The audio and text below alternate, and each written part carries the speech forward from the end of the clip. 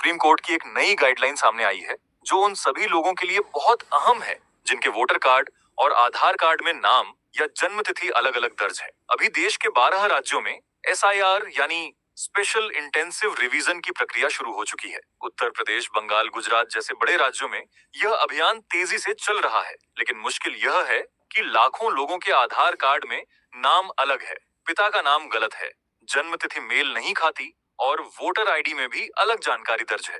ऐसे में बड़ा सवाल यह उठ रहा है कि ऐसे लोग अपना SIR प्रक्रिया कैसे पूरी करेंगे? किस दस्तावेज के आधार पर सही जानकारी दर्ज करनी है, आधार के अनुसार या वोटर कार्ड के अनुसार? साथ ही दोस्तों, 11 दिसंबर को ड्राफ्ट सूची भी जारी की जाएगी, यानी 11 दिसंबर से पहले आपको सचेत होना होगा, क्योंकि इस ड्राफ्ट में उन नामों की लिस्ट दिखाई देगी जिनको संभावित रूप से काटा जा सकता है।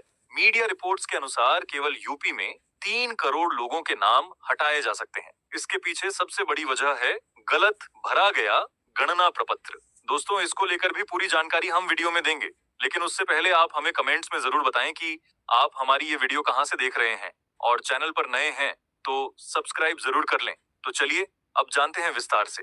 दोस्तों, इस वीडियो को बिना स्किप किए आखिरी तक जरूर देखें, क्योंकि यह जानकारी पूरे देश के नागरिकों के लिए बेहद महत्वपूर्ण है। अभी SIR केवल 12 राज्यों में चल रहा है, लेकिन चुनाव आयोग का स्पष्ट कहना है कि जैसे ही इन 12 राज्यों में यह प्रक्रिया पूरी होगी, SIR पूरे देश में लागू कर दिया जाएगा, यानी आगे चलकर देश का कोई भी राज्य इससे बाहर नहीं रहेगा। ऐसे में जब आप फॉर्म भरें तो बहुत सोच समझ कर भरें, क्योंकि फॉर्म में की गई एक भी गलती आपकी वोटर लिस्ट में नाम हटवा सकती है या आपका नाम आगे रिवीजन लिस्ट में शामिल ही नहीं किया जाएगा। दोस्तों, सबसे पहले यह समझ लीजिए कि जिन लोगों ने BLO से मिले SIR गणना प्रपत्र में 2003 से जुड़ी जानकारी गलत भरी है या बिल्कुल ही नहीं भरी, वे सबसे अधिक जोखिम में हैं। जो कॉलम 2025 की जानकारी के लिए था, उसे सही भरना था और साथ ही 2003 की वोटर लिस्ट से संबंधित कॉलम ठीक से भरना अनिवार्य था। नियम यह था कि 2003 की लिस्ट में अगर आपका नाम मिला तो आपको उसी कॉलम में दर्ज करना था। अगर 2003 में आपका नाम नहीं मिला, लेकिन आपके माता पिता या दादा दादी का नाम था, तो उनके नाम डालने थे। पर बहुत से लोगों ने उल्टा पुल्टा भर दिया। कोई जहां 2003 का नाम भरना था, वहां 2025 का भर दिया। किसी ने माता पिता का नाम भरना था पर उसे छोड़ दिया। कुछ लोग तो दोनों कॉलम खाली छोड़ आए, क्योंकि उन्हें लिस्ट नहीं मिली या समझ में नहीं आया। ऐसे गलत भरे हुए SIR फॉर्म वाले लोग अब परेशानी में हैं, क्योंकि फॉर्म जमा हो गया है और ऑनलाइन रिकॉर्ड भी बन चुका है, लेकिन 2003 की लिस्ट में उनका नाम होने के बावजूद उन्होंने गलत कॉलम भर दिया। तो अब सुधार करना होगा। लेकिन अगर आपने अभी तक फॉर्म जमा नहीं किया है तो यह समझ लें कि SIR फॉर्म में आपका नाम, EPIC number, QR code, photo और पिता का विवरण भरना होता है। इसके अलावा पिता का EPIC नंबर, आपका आधार नंबर, ईमेल ID और मोबाइल नंबर भी मांगा जाता है। अब बहुत से लोग यह गलती कर देते हैं कि वे विवरण आधार कार्ड के अनुसार भरते हैं, लेकिन ऐसा कतई न करें। आपका फॉर्म हमेशा वोटर ID कार्ड के आधार पर ही भरना चाहिए, क्योंकि अंतिम सत्यापन आधार से नहीं किया जाएगा। आपका पूरा डेटा वोटर कार्ड के रिकॉर्ड से मैच किया जाएगा, इसलिए फॉर्म हमेशा EPIC कार्ड के अनुसार ही भरें। अब बात उन लोगों की जो पहले ही अपना फॉर्म जमा कर चुके हैं। कई लोगों ने आधार कार्ड के आधार पर अपने पिता का नाम, जन्म तिथि या अन्य जानकारी भर दी है, क्योंकि उनके वोटर कार्ड में गलत जानकारी थी। अगर आपने भी ऐसा किया है तो अभी घबराने की जरूरत नहीं है। इस समय आपको कुछ भी बदलने की कोशिश नहीं करनी चाहिए, बस फाइनल ड्राफ्ट का इंतजार करें। यदि आपका नाम फाइनल ड्राफ्ट में शामिल हो जाता है तो उसके बाद आप आधार कार्ड को वोटर कार्ड के अनुसार सही करवा सकते हैं, या यदि आप आधार कार्ड की जानकारी को बनाए रखना चाहते हैं तो वोटर कार्ड को आधार के अनुसार अपडेट करवा लें। लेकिन फिलहाल किसी भी दस्तावेज में बदलाव करने की गलती न करें।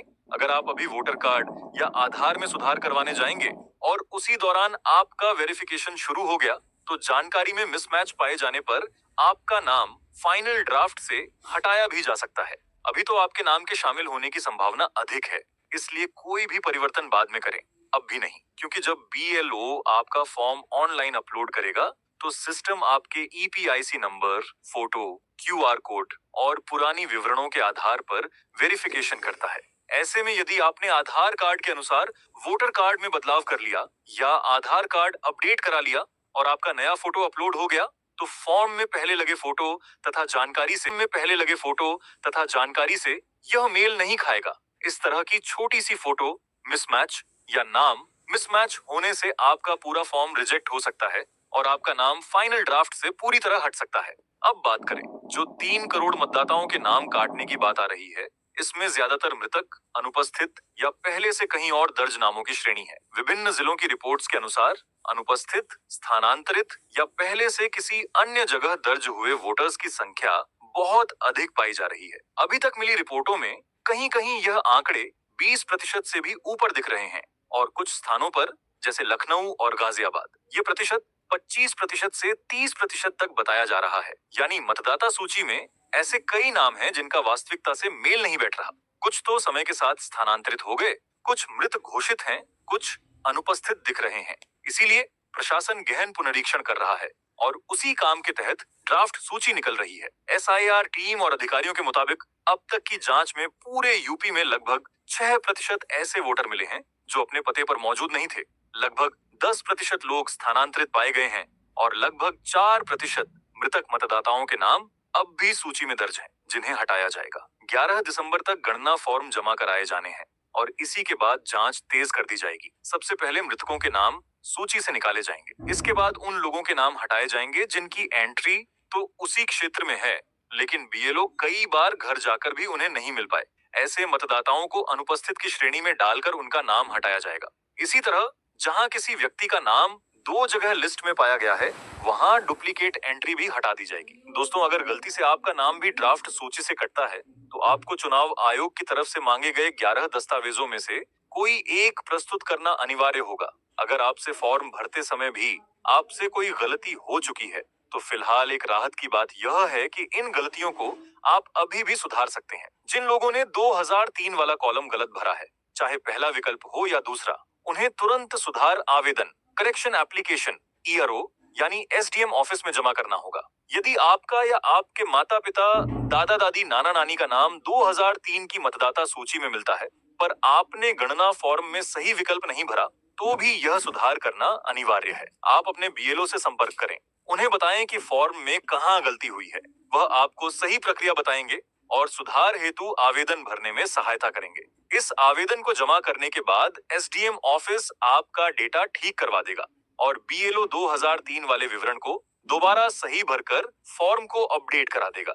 इस तरह आपका SIR फॉर्म संशोधित होकर समय पर सही स्थिति में पहुंच जाएगा, ताकि 11 दिसंबर के बाद ड्राफ्ट लिस्ट में आपका नाम बिना किसी परेशानी के दिखाई दे। उम्मीद है कि यह जानकारी आपके लिए काफी उपयोगी रही होगी। वीडियो पसंद आए तो लाइक, शेयर और कमेंट जरूर कीजिएगा और चैनल सब्सक्राइब कर लें, ताकि आगे भी SIR से जुड़े ऐसे महत्वपूर्ण अपडेट आप